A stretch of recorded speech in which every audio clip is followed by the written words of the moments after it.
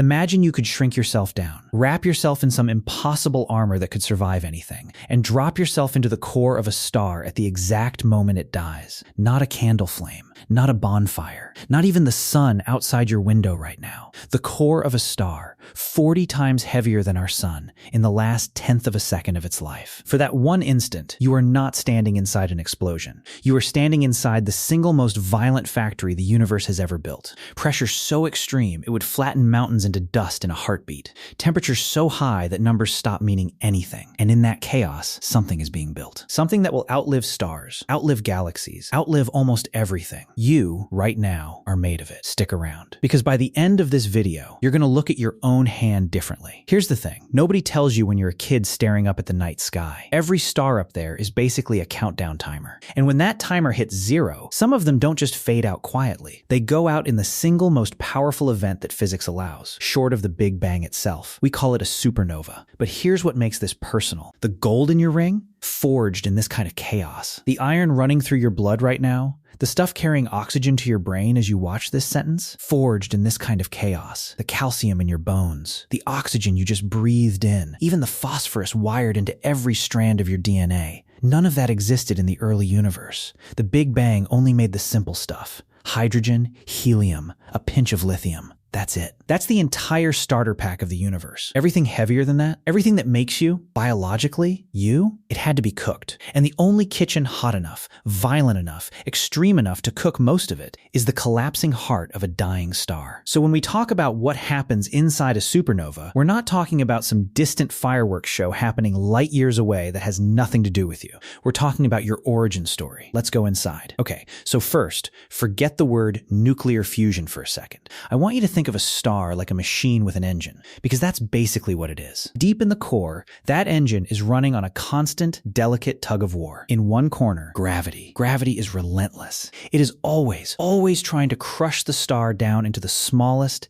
densest ball possible. It never stops pulling. In the other corner, the engine itself, nuclear fusion, pushing outward with a fire hose of energy and light, holding gravity back like a bouncer, holding back a crowd. For most of a star's life, this fight is basically a stalemate. Gravity pushes in, the engine pushes out, and the star sits there in balance for millions or billions of years. Peaceful, boring, even. That's what a normal star's whole existence looks like. A very, very long standoff. But here's the catch. The engine needs fuel. And like any engine, eventually it runs out. A small star, like our sun, burns through its hydrogen fuel fairly gently and eventually just kind of puffs off its outer layers and settles down into a quiet ember called a white dwarf. No fireworks, no drama. It goes gently into the night, but a massive star, many times heavier than the sun, doesn't get that peaceful ending because a massive star's engine doesn't stop at one fuel. When it burns through hydrogen, it starts burning the leftover ash, helium. When that runs out, it burns the leftover ash of that, then the next, then the next. Picture the star's core like an onion, with layer after layer, each one burning a heavier and heavier element. Hydrogen, helium, carbon, neon, oxygen, silicon. And here's the part that should genuinely unsettle you a little. Each layer burns faster than the one before it. A massive star might spend millions of years burning hydrogen,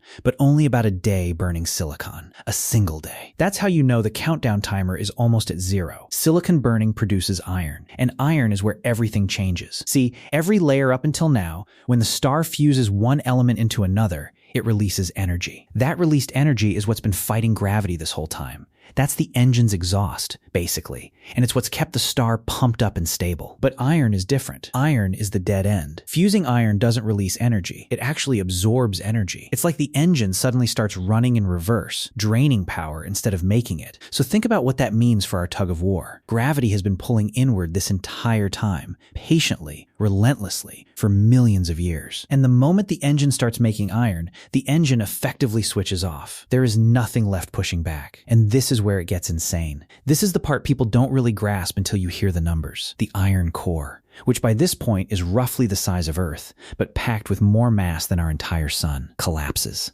not over days, not even over minutes. It collapses in about a quarter of a second. A ball of matter, the size of a planet, crushes itself down to the size of a city in the time it takes you to snap your fingers. The core is falling in on itself at a significant fraction of the speed of light. This is the moment. This is the impossible POV from the start of the video. This is what it would feel like if feeling anything were even possible. To be standing inside a star at the instant, its engine dies and gravity, finally, after millions of years, wins. But gravity doesn't win cleanly, because as that core collapses, the matter inside gets compressed so violently that protons and electrons are literally crushed together and forced to merge into neutrons. The core is turning into one solid, unimaginably dense ball of neutrons. And neutrons, it turns out, do not like being squeezed any further. There's a limit, a hard wall. The collapsing material slams into that wall of ultra-dense neutron matter, and this is the wild part. It bounces, like dropping a rubber ball onto concrete. Except this concrete is the density of an atomic nucleus, and the rubber ball is the collapsing outer layers of an entire star, screaming inward at close to the speed of light. That bounce sends a shockwave ripping back outward through the rest of the star. And that shockwave, that is the supernova. For a few seconds, just a few seconds,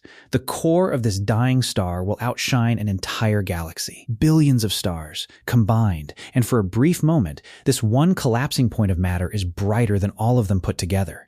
The shockwave tears through the outer layers of the star and blasts them into space at tens of thousands of kilometers per second. This is the moment those heavier elements we talked about, the iron, the gold, the elements that make up your body, get forged and flung outward into the universe, seeding future planets, future oceans, future people. It's not an ending, it's a distribution event. But here's the question I actually want you sitting with. What happens to the thing at the very center? The core that collapsed, that bounced, that started all of this? That depends entirely on how much mass is left behind. If the leftover core is somewhere around 1.5 to a few times the mass of our sun, it settles into something called a neutron star. And I need you to really sit with how strange this object is, because words like dense don't really cut it. A neutron star is a leftover stellar core, roughly the size of a city, maybe 20 kilometers across, but it contains more mass than our entire sun. To give you a sense of just how absurd that is, a single teaspoon of neutron star material would weigh about as much as a mountain here on Earth. Some estimates put it at 1 billion tons, crammed into a space smaller than a sugar cube. It's not made of atoms anymore. Not really. The immense pressure has crushed the space between the protons and electrons out of existence, turning the entire core into what is essentially one giant atomic nucleus, held together by gravity instead of nuclear forces. It spins. Some neutron stars rotate hundreds of times per second, and it has a magnetic field so powerful that if one passed within a couple 100,000 kilometers of Earth, it would rearrange the iron in your blood. But if the leftover core is heavier still, more than around 2 or 3 times the mass of our sun, even the neutrons can't hold the line. There's no known force in the universe strong enough to stop the collapse, and it just keeps going. It collapses past the point of being a neutron star, past any known state of matter. It collapses down to a single point where, according to our current understanding of physics, the density becomes infinite, and our equations simply stop giving useful answers. We call this a black hole. Not because it's literally a hole in space, but because gravity there is so extreme that not even light, the fastest thing in existence, the thing that outraces everything, can escape it. There's a boundary around it, called the event horizon, and once anything crosses that line, forward in time only leads one direction, in. We can't see inside it.